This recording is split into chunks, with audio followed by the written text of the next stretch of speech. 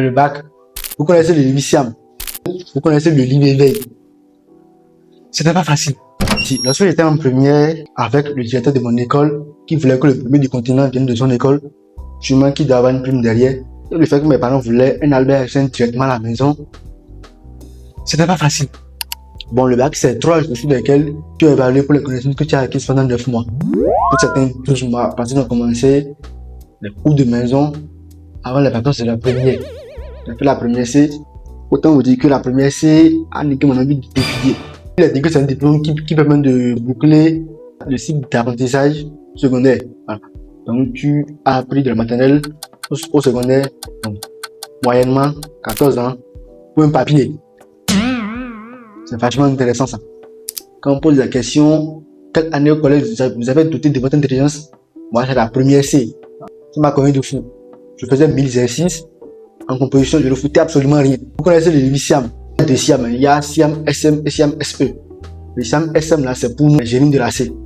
Et le SIAM SE là, c'est pour les comédiens. Non, les gens de la D. Les gens de la D. Vous connaissez le livre éveil, le livre de physique là.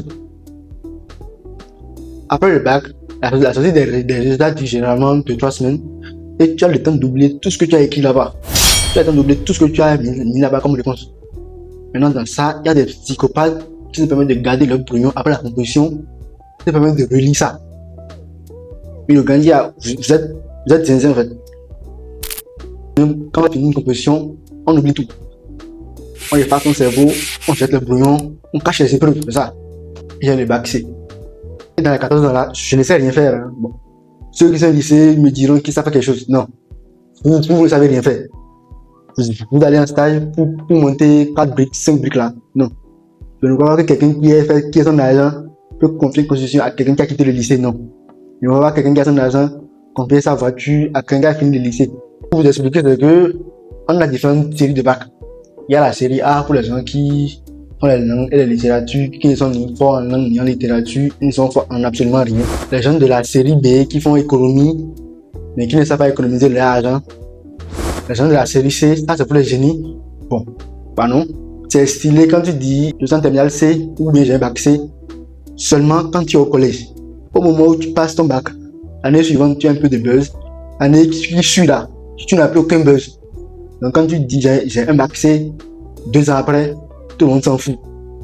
Voilà, ça n'intéresse plus personne.